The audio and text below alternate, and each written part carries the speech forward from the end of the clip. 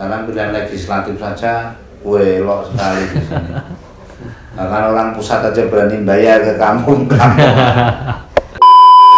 Akhirnya menimbulkan satu pandangan di masyarakat, image di masyarakat bahwasanya pilihan apapun yang gitu ya mangkat. Inilah yang menyakitkan itu seperti itu. Padahal harapan dari pemerintah nggak seperti itu. Gitu.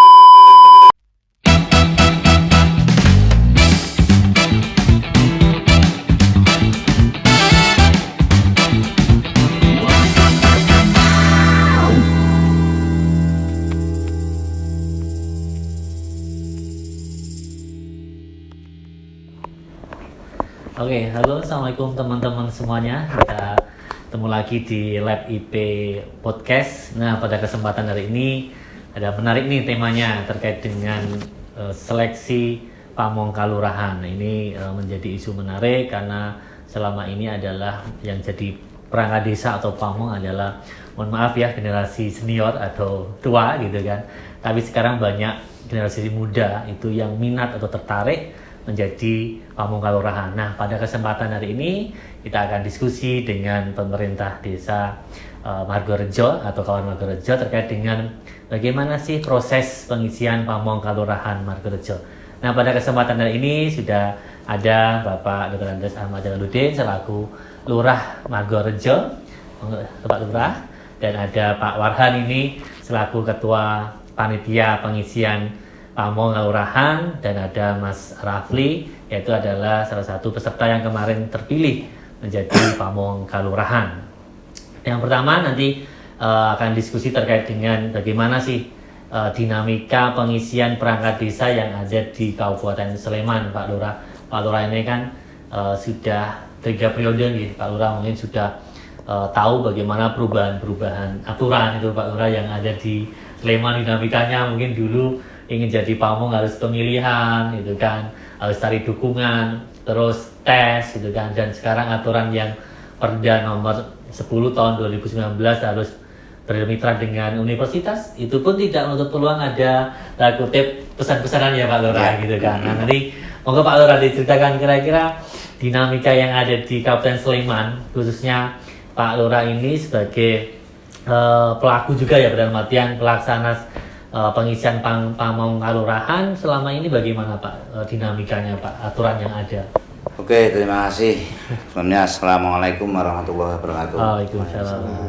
Yang jelas untuk dinamikanya pengisian pamong ini memang berganti-ganti. Di yang dulu itu Undang-Undang 579 itu ujian. Ujian itu kemudian penentunya adalah dari kabupaten. Itu yang pertama. Kemudian yang sebelumnya ada ini dengan pilihan. Ini pilihan. Kemudian berikutnya Undang-Undang 22 itu juga melalui ujian. Ujian yang intinya hampir sama dengan 579. Tapi khusus untuk dukuh itu coblosan. Itu. Nah, ini menarik Pak Lurah. Nah, kemudian yang undang-undang berikutnya, saya undang-undang banget yang sudah kita lewati, jadi rotok lali ya. Tapi yang jelas pelaksanaannya, sistemnya itu melalui ujian. Tetapi harus dengan voter dulu. Oke, voter. Kalau tidak dapat 5 dukungan, tidak bisa masuk ujian berikutnya. Ini hanya terselenggara sekali kalau tidak salah di Kabupaten Sleman. Sekali. Dan menuai kontroversi yang luar biasa karena mungkin juga dari semua yang dilakukan itu banyak orang yang tidak percaya kalau ini murni. Tapi yang jelas apa yang kami lakukan apa adanya, memang kemudian banyak kemudian kalau misalnya Kurabati Lurai tadi itu kan jadi masalah tanda tanya, walaupun sebenarnya di peraturan tidak salah. Tapi ya ketika dicek, nilainya dibuka juga hasilnya seperti itu. Tapi memang dari yang ada itu tadi, saya lihat yang paling nyaman, paling enak itu yang terbaru. Dan perda terbaru ini memang ini tidak usah pakai voter-voteran, tapi kalau dukuh harus ada dukungan masyarakat. Siap. Dukungan masyarakat itu besarnya adalah 30% ya. atau 25%? Minimal 75 orang nih Pak. 15%. 15% dari anggota masyarakat di situ itu mendukung dengan bukti KTP. Nah ini insya Allah dengan itu akan lebih bagus karena saya melihat hasilnya ini betul-betul udah otonomi desa. Kami kerjasama dengan pihak ketiga pun itu kami yang bayar dengan pihak ketiga. Jadi kita bayar pihak ketiga itu. Kita anggarkan di APBDes, kemudian kita bayar ke sana. Sehingga kalau yang dulu-dulu itu masih ada campur tangan dari pemerintah sehingga otonomi desa itu kabur. Tapi kalau sekarang ini sudah murni serahkan pada desa. Nah ini Pak Lurah tadi kan menarik terkait dengan ada voter gitu ya. Atau tadi Pak Lurah menyampaikan minimal ada 5 dukungan baru bisa ikut tahapan ujian selanjutnya atau selanjutnya. Nah ini apa bedanya sih Pak terkait dengan voter yang 5 ini dengan yang tadi minimal 15% kalau yang dukuh ya Pak dengan warga sekitar? Apa bedanya Pak? Apakah ini Kutip menutup kemungkinan peluang kutip ya Pak dulu kan sebenarnya ada minimal itu tumbas rokok lah Pak misalnya supaya mau memberikan voternya gitu Pak Warhan gitu. Kira-kira pripun Pak Lurani? Sebenarnya juga ada kesempatan seperti itu di yang terakhir ini pada yang terakhir ini. Untuk mencari voter ini, untuk menjadi pendukung dari 15% suara ini juga sebenarnya rawan terjadinya seperti itu. Kemungkinan juga ya naik rokok ya tak naik fotokopi KTP kemungkinan.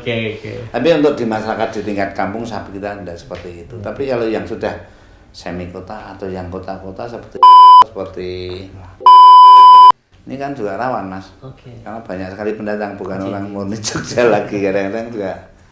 Nah, tapi kalau baiknya ada baik, hanya ada sisi positif dan negatifnya itu pasti. Karena kalau yang aturan yang 100% rano negatif bagi yo angel. Tapi kalau saya yang dukungan 15%, kalau dukuh memang harus. Karena dukuh ini akan mengampu wilayah tersebut. Kalau tidak ada dukungan minimal 15%-nya masyarakat atau dari dukuh ngono udah di emperti nanti untuk perintah gotong royong rado mangkat. Kalau dari dukuh susah kan, itu loh Mas. Tanggung jawabnya besar ya Pak Lurah ya. Betul, karena mewakili saya di masyarakat. Oke Pak, ini Pak tadi menariknya ini kan untuk mendapatkan 5 dukungan aja yang voter dulu ya Pak ya. Itu kan kutip kan agak susah Pak, dalam kutip intinya ada biaya yang harus dikeluarkan Pak Lurah. Nah, sepanjang Pak Lurah memimpin di Margorejo ini 3 periode ini, kira-kira voter itu gimana Pak? Harganya ada kenaikan gitu selama ini kan? Ada kutip gitu loh Pak. Kalau saya sebenarnya nggak tahu masalah tentang ini bayar pola sana. Tapi hanya kecenderungannya tuh rawan untuk seperti itu. Karena apa? Ya sekarang dinamika politik Indonesia ini kan menjadi udah paham. Perkembangannya ke depan ini kan luar biasa. Sekarang pilihan legislatif saja welok sekali di sini. Bahkan orang pusat aja berani bayar ke kampung-kampung. Kemudian yang dari provinsi juga kabupaten juga seperti itu. Nah ini kan akhirnya menimbulkan satu pandangan di masyarakat, di masyarakat bahwasanya pilihan apapun yang gitu ya mangkat. Inilah yang menyakitkan itu seperti itu. Padahal harapan dari pemerintah nggak seperti itu gitu loh. Tapi kalau masalah naik atau turunnya saya yakin kayak gitu itu kan like and dislike. Nek seneng ya radinewe ngenai ya Mas. Dukung Pak Lurah iki. Radine apa-apa dukung ora seneng. Tapi nek ra seneng ya rada dipaksa ya bayar ya. Nah itu Pak yang menarik kan, padahal itu belum belum yang memastikan bahwa ketika sudah mendapatkan minimal voternya 5 orang belum tentu kepilih tuh Pak Lurah. Kan tuh ujian Mas. Nah, tapi sudah punya biaya harus ada modal dulu, beda dengan case-nya yang sekarang kan ya ibaratnya tanpa modal pun bisa kepilih gitu kan. Nah ini masih Pak Lurah. Nah selanjutnya ini saya akan ke Pak Warhan sebagai ketua panitianya Pak. Nah tadi kan kayak Pak Lurah kan lebih nyaman lah bahasanya itu dengan aturan yang sekarang. Nah Pak Warhan sebagai ketua panitianya, ini bagaimana Pak prosesnya dan yang menjalankan aturan atau sampai menentukan mitranya itu bagaimana Pak Warhan? Terima kasih. Sebenarnya saya wis rada lali ya sakur ngomong kayak itu kaitannya dengan itu, karena di Perda nomor 10 tahun 2019 ini sebenarnya sudah enak sekali. Artinya selama kita menjunjung Perda itu kita jalankan, sebenarnya siapa saja yang jadi ketua, siapa saja yang jadi ikut di kepanitiaan itu sebenarnya enak. Artinya ini memang di Perda ini regulasi ditata memang belajar dari Perda terdahulunya, yang dirasa memang rotor enak, karena saya termasuk pelakunya. Pelakunya itu artinya saya pesertanya. Di 2017 itu menjadi sangat tidak enak. Jadi salah satu misi besar saya mewakili panitia pada saat itu adalah bahwa seleksi pengisian pamong ataupun perangkat itu pengen saya tunjukkan bahwa bersih. Artinya ora seperti yang diomongkan wong menjopo. Kerak lurah tadi. Misalnya saya itu ponakane Pak Lurah, dumeh saya ponakane Pak Lurah saya dadi. Dumeh kono itu pengurus Karang Taruna ning dusun. Dadi dumeh kono itu RT dadi. Di Perda ini tidak ada yang bisa menjanjikan. Artinya posisinya semuanya startnya sama. Jadi pertama tujuan saya bahwa saya membuka ke masyarakat bahwa ini loh, pemerintah Kaluran itu hanya menjalankan regulasi. Masalah yang jadi siapa itu udah ada mekanisme di dalamnya. Jadi saya jadi panitia ya bisa tidurnya. Jadi itu mau siapa saja itu kan memang wis sesuai dengan kemampuan dia. Itu yang pertama. Yang kedua kaitannya dengan kepanitiaan seperti yang saya utarakan tadi. Kita di kepanitiaan jadi sangat terbuka, artinya mungkin semua informasi kaitannya dengan tahapan yang kita lalui itu sebisa mungkin saya buka selebar-lebarnya untuk masyarakat. Artinya di kepanitiaan ini saya tidak dominan, meskipun saya ketua panitianya, karena panitia ada 11 orang kalau nggak salah. Dari unsur pemerintah desa ada 3, dari BPD ada 3, dari LKD desa ada 3, dari Tokmas ada 2. Jadi setiap saya rapat panitia saya selalu buka slide. Jadi pakai slide saya tayangkan perdanya, ya di situ kita mulai debat. Jadi ini cuma aturan. Jadi ketika saya ditanya sama teman yang lain, yang saya buka di pasal di perda ini, akhirnya kita susun tatip sesempurna mungkin, akhirnya ya semuanya bisa berjalan dengan lancar. Artinya itu tadi. Jadi mungkin untuk dengan ini mungkin perda ini sudah mendekati sempurna. Mungkin salah satunya yang jadi beban, karena ini yang saya nggak mau beban, artinya ini sekarang terbalik. Artinya untuk mendapatkan satu pamong saja mungkin desa itu harus mengeluarkan banyak uang. Jadi biaya atas semua itu kan akhirnya dibebankan ke desa. Jadi desa yang menganggarkan, tapi ya karena sudah aturannya perda ya, jadi ketoknya anggarannya oke banget, padahal ini kan harus saya bayarkan ke mitra saya yang pihak ketiga. Jadi meskipun seperti Mas Rafli ini ya orang bayar, tapi desa yang bayar untuk proses, tapi untuk proses biar kita mendapat hasil yang terbaik. Intinya seperti itu. Untuk anggaran memang ya memang rada lah, tapi kan ini tidak berlangsung tiap tahun sekali, tapi mungkin untuk segi anggaran memang saya pikir ya termasuk mahal, tapi mungkin karena ini event tidak event rutin, jadi seperti itu. Tapi mungkin besok atas biaya yang dikeluarkan oleh kelurahan itu kita bisa menikmatinya, termasuk masyarakat. Artinya pertama yang jelas kita dari panitia itu bebas, artinya tidak punya titip-titipan. Dan saya jujur aja ini sama Pak Lurah itu belum pernah muni saya titip itu harus jadi, ini tidak ada. Jadi salah satu kebebasan saya panitia itu adalah Pak Lurah ini benar-benar netral. Artinya Pak Lurah iki nomor iki kudu dadi piye carane enggak. Jadi Pak Lurah itu belum pernah sama sekali ngomong ke saya atau ke teman-teman yang lain untuk request untuk request seperti itu enggak ada. Meskipun ya namanya lingkupnya kita kecil, artinya neng kelurahan itu kecil ya antar jago ya kenal. Tapi gini Pak, walaupun Pak tadi sudah menyampaikan Pak Lurah dan lain tidak ada titipan atau netral, Pak Waran juga ingin mewujudkan bahwa pengisian perangkat desa atau pamong kelurahan ini bersih gitu ya Pak. Bagaimana nih Pak, Pak Waran itu supaya meyakinkan dan prosesnya itu benar-benar bersih. Nah, takutnya bersih, apa sih yang Pak Warhan dan tim panitia itu lakukan supaya memang itu benar-benar bersih gitu kan Pak, gitu kan. Apa Pak yang dilakukan itu Pak? Ini kan bisa untuk sharing ke pemerintah desa yang lain nih Pak Warhan, enggak Pak? Ya, termasuk itu poinnya sebenarnya pertama karena ini menurut saya Perda ini udah sharing udah pembagian kewenangan.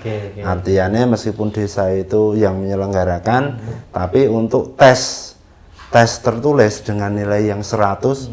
Desa sekarang kan cuman oleh nilai maksimal 20. Nah, yang 100 itu kan murni di Perda kan diatur dilaksanakan di universitas dengan akreditasi B.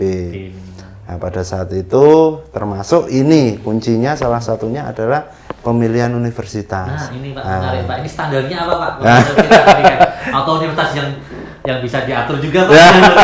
Atau bagaimana? Mau nggak Pak Wali? Ini menarik Pak ini Pak. Betul, ini salah satu bahasan yang menarik. Artinya pemilihan universitas ini menjadi kunci. Artinya iki bersih apa ora toh? Iki bisa dituku ora toh? Sebenarnya hanya itu kuncinya di seleksi pengisian perangkat.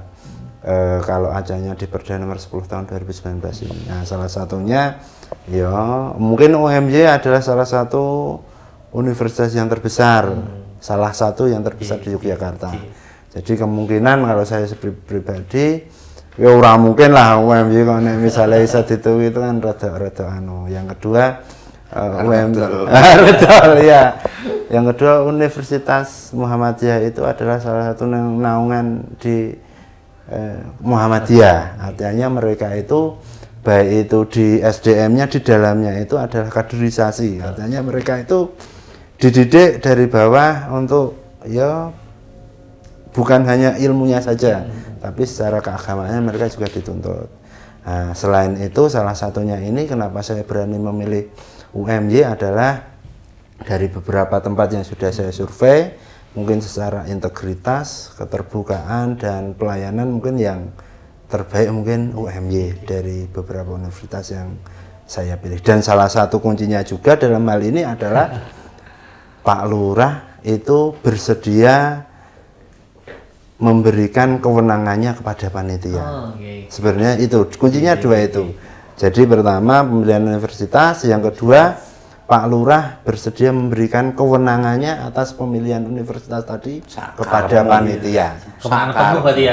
Kewenangan penuh pada panitia. Jadi ketika mungkin ini kan lain nafsirnya bisa beda meskipun Pak Lurah kita itu berusaha netral, tapi Pak Lurah misalnya tes tetap neng kanak sono, itu kan beda. Jadi mungkin kuncinya ini mungkin dua itu. Misalnya pemilihan universitas tafsirkan lain. Dan Pak Lurah bersedia memberikan kewenangannya penuh kepada panitia tanpa request nih Pak Lurah. Misalnya anak saya, ponakan saya menjanjikan itu enggak tahu Pak Lurah bahwa kuncinya tadi Pak Wani sebagai ketua panitianya itu yang pertama adalah pemilihan universitas yang memang benar-benar profesional gitu kan. Yang kedua adalah dari Pak Lurahnya sendiri juga punya komitmen bahwa pengisian pamong kelurahan juga harus bersih ya Pak, ini saya kutip itu gitu kan. Itu Pak terkait dengan proses tahapannya. Nah ini saya akan tanya ke Mas Rafli. Ini kan kemarin yang melaksanakan ya Pak, yang ikut misalnya Pak, yang menjalankan proses tahapannya. Nah yang saya ingin tanyakan adalah Mas Rafli kan masih muda, Mas Rafli. Kenapa kok tertarik atau minat ini jadi pamong? Padahal Pak Farhan, Pak Lurah sudah menyampaikan dari pamong ini abot bayaran di titik itu. Salah titik badannya dicela oleh masyarakat. Atau 24 jam ya Pak Lurah gitu kan. 24 jam. Kenapa nggak jadi YouTuber atau menjadi PNS ya Pak Ladan yang sekarang mungkin sudah gajinya udah enak, tapi Mas Raffi ini masih muda ingin jadi pamong dan dukur lagi gitu kan. Iya. Monggo Mas Raffi, kira-kira apa sih motivasinya menariknya gitu kan? Ya terima kasih. Untuk motivasi sebenarnya banyak ya Mas ya.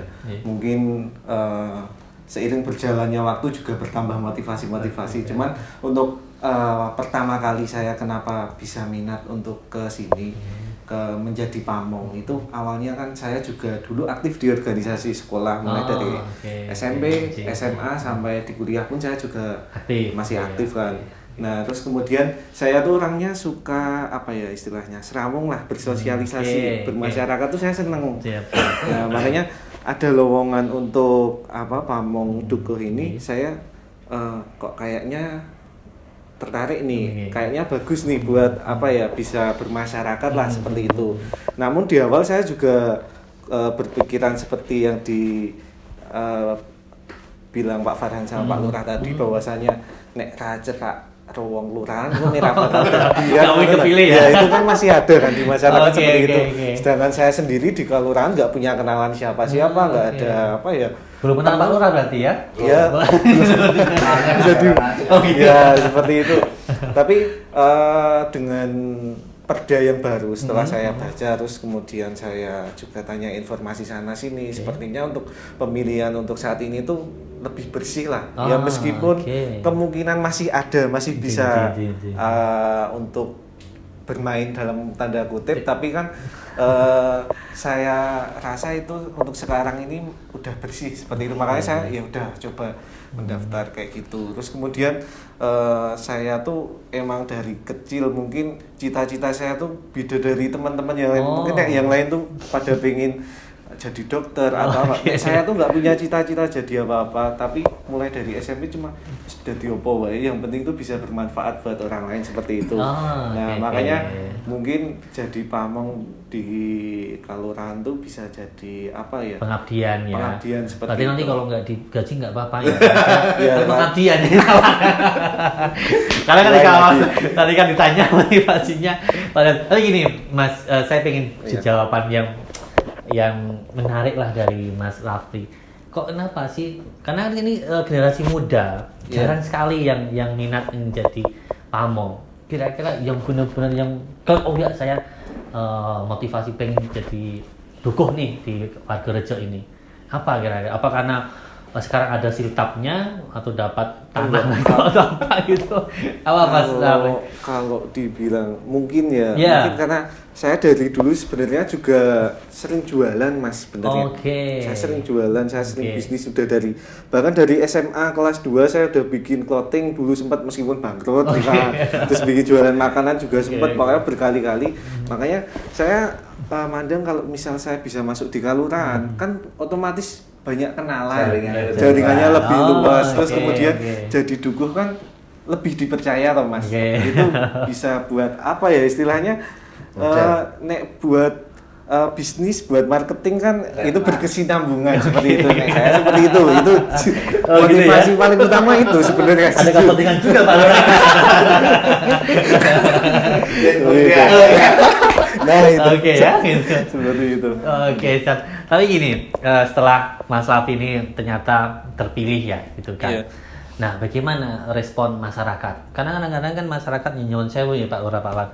Oh, si nom kok, si bocah kok. Masa aku udah terbocah ini banyak kan ada anak. Ini gimana? Dinamika di masyarakat atau penilaian masyarakat, dan nanti bagaimana Mas Raffi itu serawungnya tadi supaya mau menerima dalam tanda kutip itu.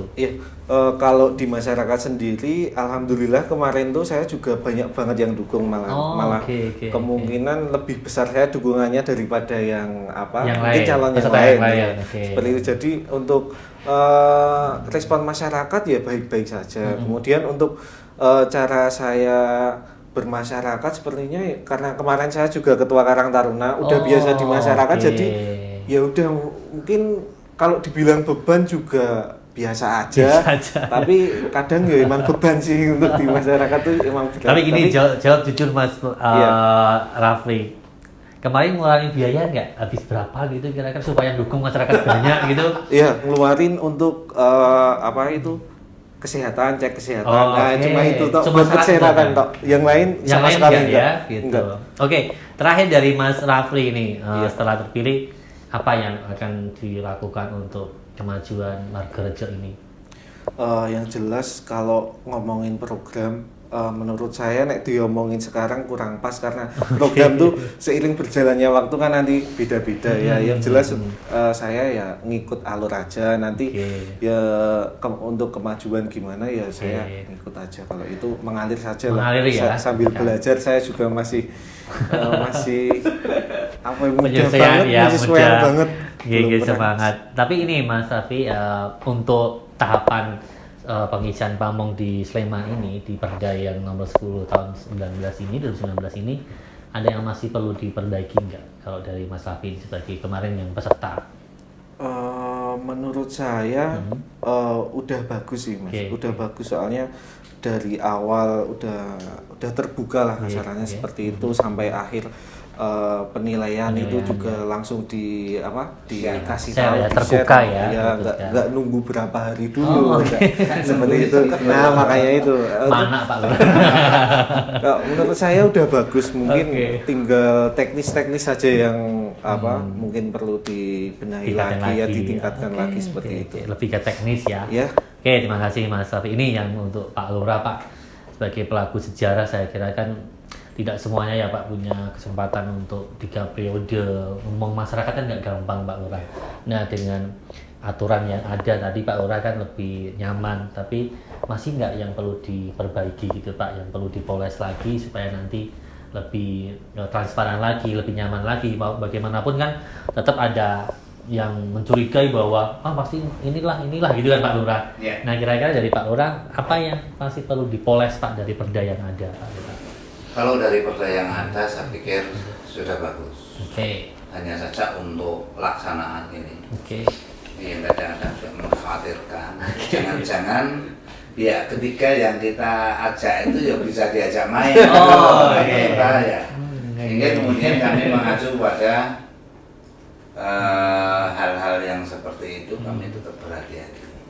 Yang bisa dipublikasikan langsung, hasilnya juga langsung bisa ditampilkan, ini akhirnya akan sangat mengurangi hal seperti itu. Walaupun kadang-kadang penjelasan juga memahami masyarakat ini, karena Indonesia itu kan memang diajarkan oleh Belanda itu KKN Mas. Nepotisme, korupsi. Rumah saku kok tetep kono wae, orang curiga ya. Jadi kadang-kadang beban mental di hati para perangkat desa ataupun kepala desa itu, lurah desa itu kalau misalnya sedulurnya nyamon. Padahal aslinya hasil apik dhewe. Gitu ya Pak. Fakta padahal ya Pak ya. Hasil dicek, bukunya dicek. Tapi orang kan tetap image-nya pandangan kayak Rafli ngomong gitu loh. Mampu ramah kalau murah gitu loh. Enggak mungkin jadi ya Pak ya. Karena enggak kenal ya Pak ya. Aku yang kenal. Itu seperti itu Pak. Tapi yang jelas kalau mau diperbaiki ya pikir ya memang teknisnya dan juga hubungannya kepada, kalau saya yakin perguruan tinggi itu tidak akan mungkin menjual nama. Kalau seperti UGM, seperti UNJ, seperti UMJ, seperti APMD, lembaga yang setinggi sebesar itu kok ngedol seneng dengan duit 200-300 ribu itu ada artinya lah. Tapi kalau oknum salah, ya tinggal memilihnya saja. Panitia ini harusnya bisa memilih. Kalau menungsannya apa orang, ngomong-ngomong kan bisa nah. Betul. Di dalam ini dengan ngomong-ngomong interview sebentar selesai ya Pak ya. Tadi lebih ke perbaikan teknis nih Pak Lurah. Terima kasih. Ini terakhir ke Pak Wahan Pak. Tadi Pak Lurah juga menyampaikan adalah pihak ketiganya Pak. Coba Pak, kiatnya Pak, clue-nya ini mungkin biar desa-desa orang lain tuh tidak salah pilih pihak ketiga Pak Wahan. Karena ya mungkin Pak Wahan karena sudah pelaku dan ketua panitia kan merasakan mungkin ada beberapa pihak ketiga mungkin yang mohon maaf bisa diajak rembukan bahasanya gitu kan Pak. Nah tapi supaya tidak salah pilih dengan pihak ketiga ini mitra gimana Pak? Terus kiat-kiatnya atau standarnya, ini loh universitas yang tidak bisa di lobby gitu kan, atau oknumnya nggak bermain seperti yang tadi sampaikan Pak Lurah. Monggo Pak Farhan, kira-kira gimana Pak kiatnya Pak? Ya, saya kiatnya ya mungkin itulah, jadi belajar dari pengalaman. Ada ini saling menjaga, jadi informasi itu penting. Jadi misalkan sebelum melaksanakan itu kita harus tahu informasi dari yang lain. Misalkan teman-teman yang sudah melaksanakan itu sangat penting.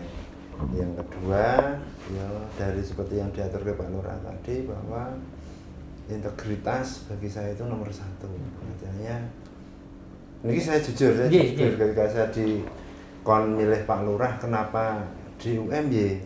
Pertama karena salah satu kejujuran itu adalah dari agama. Makanya saya orang milih universitas Nyun Ngapunten yang makanya saya ini milih kenapa saya ono burine ada yang tengahnya ada agamanya. Karena salah satu mungkin loh bisa menjaga integritasnya dan konsisten mungkin ketika yang ada label agamanya itu terus terang saya. Jadi secara pribadi karena ada agamanya, karena mungkin secara level ya dengan grade karena sudah diatur di Perda akreditasinya, tapi mungkin banyak di Jogja, termasuk yang bisa dibeli ya itu saya nggak tahu ya. Saya nggak tahu, yang poinnya cuma itu saja. Jadi pertama belajar dari pengalaman, yang kedua nama kelembagaan itu sangat berpengaruh dengan integritas.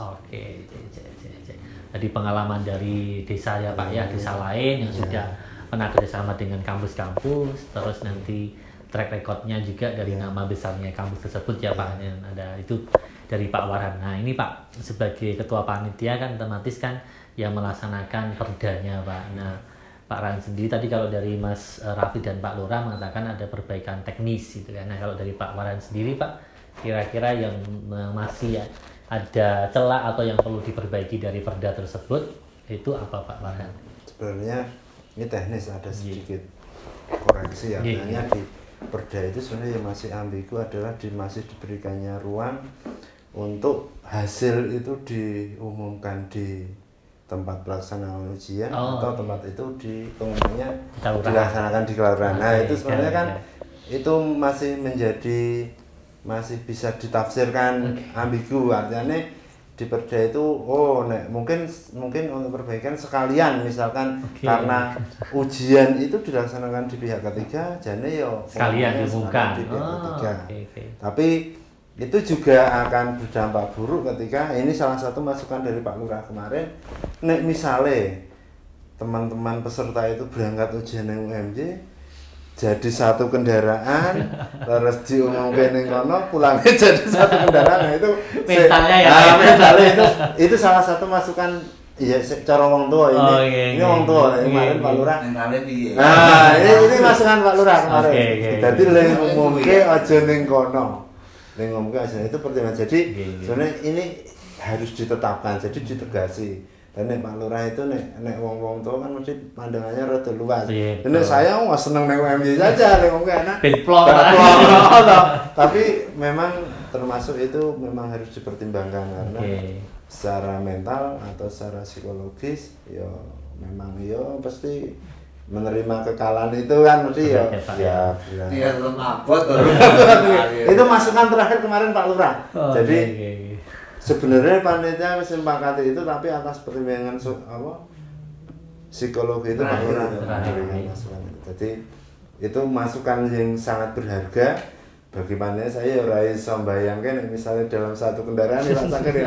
Karena kemarin saya nyewa kendaraan dalam satu kendaraan tidak dadi ya ta. Aduh. Kan nek cara kendaraannya iso dirusak. Jadi salah satu itu mungkin hanya itu saja. Jadi kan terkait dengan teknis pengumuman Pak Warhan gitu kan. Tapi kalau dari pribadi Pak Warhan tuh untuk menjamin bahwa semuanya lebih clear itu terlepas tadi ya Pak, memang terkait dengan pertimbangan bisnisnya peserta ya Pak, itu lebih mantep langsung di lokasi mitranya atau di kelurahan Pak. Karena kan sama-sama disaksikan juga oleh peserta ujian kan, Mas Raffi menyaksikan juga gitu kan. Sebenarnya itu ya. ini termasuk mungkin poin tambahan, salah satunya adalah ketika fasilitas desa sudah lengkap, sempurna, sebenarnya ujian itu menurut saya lebih laksanakan di desa. Itu menjadi pertama, menjadi salah satu hal yang kita juga bisa menghindari prasangka buruk juga dari masyarakat. Kalau infrastruktur sebenarnya di desa sudah memadai, meskipun kita memakai pihak ketiga, sebenarnya cara pelaksanaan kita nyaman di sana, di desa Pak, di desa ya, untuk pelaksanaan, karena semuanya itu bisa dihemat. Artinya seperti kemarin di pihak ketiga kita di sini harus kumpul jam 6, sarapan ya tidak kudu sarapan dulu karena itu kan repot. Iya, repot Pak, itu kan sebenarnya repot. Nah sebenarnya bisa itu sekalian ditentukan dengan infrastruktur di desa sekalian. Jadi roh atas pengisian perangkat ini jadi pengisian perangkat, jadi sebenarnya kan cara roh itu lebih hidup dilaksanakan di desa. Oke, di desa ya. Siap Pak Farhan. Terima kasih Pak Farhan, Pak Lurah dan Mas Rafli. Mungkin itu sharing-sharing kita hari ini di podcast LAP membahas bagaimana sih dinamika pengisian pamong kalurahan yang ini sekarang menjadi perhatian dari pemerintah pusat nih Pak Lurah, dengan adanya undang-undang desa, terus beberapa peraturan-peraturan yang terkait mengatur pemerintahan desa, bahkan sampai sekarang juga menjadi perhatian oleh Pak Menteri atau yang terkenal dengan Gus Menteri terkait dengan kapasitas pamong kalurahan, karena menjadi ujung tombak dari pembangunan di pemerintahan kita di Indonesia, baik pusat maupun ke desa. Sekarang kan yang bisa dirasakan, yang ibaratnya negara yang dirasakan kehadirannya itu adalah melalui pemerintahan desa nih Pak Lurah. Nah ini dituntut bagaimana pamong kalurahan ini adalah melek teknologi. Nah ini bagaimana sih pamong yang bisa melek teknologi adalah nanti akan kita ulas di podcast LAP selanjutnya. Terima kasih Pak Lurah, Pak Farhan dan Mas Rafli semuanya. Sampai jumpa di kesempatan yang selanjutnya. Terima kasih. Assalamualaikum warahmatullahi wabarakatuh. Waalaikumsalam.